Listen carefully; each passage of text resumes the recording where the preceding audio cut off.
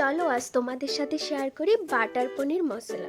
তো আমি যেভাবে সবসময় রান্না করি সেই রেসিপিটাই তোমাদের সাথে শেয়ার করছি। তো এখানে নিয়ে নিলাম কিছু কাজু বাদাম। তো এটা আগে থেকে আমি ভিজিয়ে রেখেছিলাম, ওটা 15 থেকে 20 মিনিট আমি ভিজিয়ে রাখার পর তারপরে গ্রাইন্ডারে আমি পেস্ট করে নিয়েছি।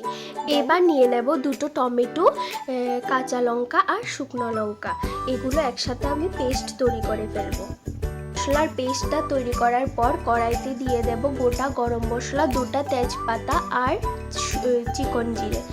তো এবার এটা হালকা ব্রাউন করে ভাজার পর পেঁয়াজগুলোকে আমি ছোট ছোট করে কেটে নিয়েছি, ওগুলো আমি দিয়ে দেব। আর পেঁয়াজটা ভাজা মোটামুটি ব্রাউন কালার হবে, তারপর দিয়ে দেব আদা রসুন বাটা।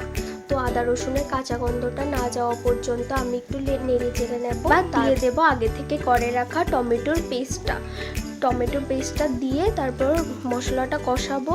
দেন দেব একটা মশলাটা আমি আগে থেকেই করে রেখেছিলাম, জিরা, ধনিয়া আর একটু হলুদ গুঁড়ো, লবণ আর শুকনো লঙ্কার গুঁড়ো, এগুলো দিয়ে একটা আমি স্মুথ পেস্ট তৈরি করেছি, ওইটা দিয়ে দেব।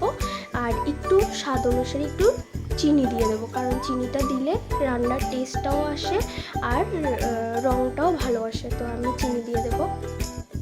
এবার আমি পনিরগুলোকে একটু হলুদ গুঁড়ো, লবণ আর কাশ্মীরি রেড চিলি দিয়ে একটু মেখে নেব কালারটা হওয়ার জন্য।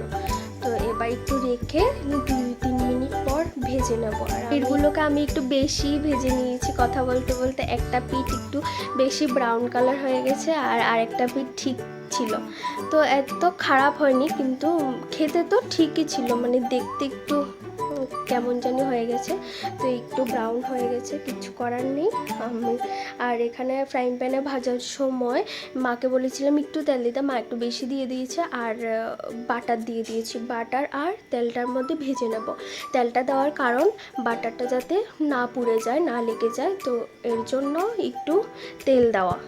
তো এবার একে একে পনিরগুলোকে দিয়ে দিচ্ছি, ভেজে নেব। সবগুলো পনিরকে ভেজে এক সাইডে রেখে দেব, তেল সহ পনিরগুলোকে একসাথে রেখে দেব, ওটা আমি পরে দেব। গ্রেভিটা হওয়ার পর তারপর পনিরটা দিয়ে দেব।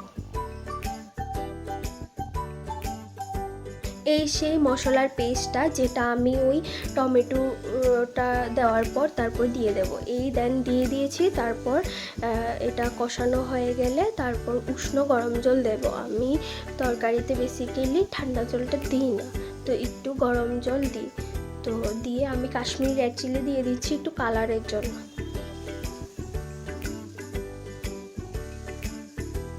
দেখেছো মশলার কালারটা কি দারুণ এসছে। তো এবার দিয়ে দেবো জলটা দেওয়ার পর তেলটা ছেড়ে দিয়েছে, দেখো কালারটা খুব দারুণ এসছে।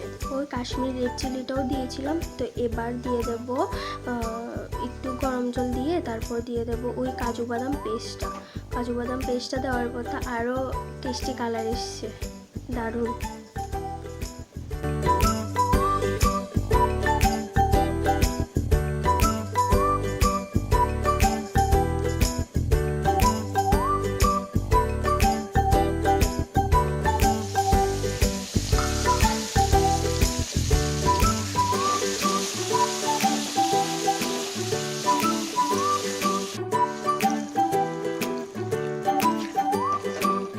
আমার গ্রেভিটা রেডি, এবার দিয়ে দেব পনিরগুলো। দেখো পনিরটা এক সাইড পুরো ব্রাউন হয়ে গেছে, তো কিছু করার নেই। তো এগুলো দিয়ে দিয়েছি। একটু ফুটে আসলে তারপর ওই ফ্রাইং প্যানে রাখা বাটারটা তেল সহ যে ছিল ওইটা উপর দিয়ে দেব, তাহলে বাটারের স্যান্ডটা আসবে, বাটার পনিরের যে স্যান্ডটা ওইটা আসবে। আমি আর এক্সট্রা করে উপর দিয়ে বাটার দিইনি, ওই যে ছিল অনেকগুলো ছিল ওটা উপর দিয়ে দিয়েছে। আর লাস্টে দেয় কসুরি মেথি, যেটা আমার কাছে না থাকার কারণে আমি দিয়ে দিলাম গরম মশলাটা। তো গরম মশলাটা দিয়ে 1-2 সেকেন্ড নাড়াচাড়া করে দেন নামিয়ে নেব। দেখো কালারটা খুব দারুণ এসেছে আর খেতেও খুব টেস্ট হয়েছে, তোমরা ট্রাই করে দেখতে পারো।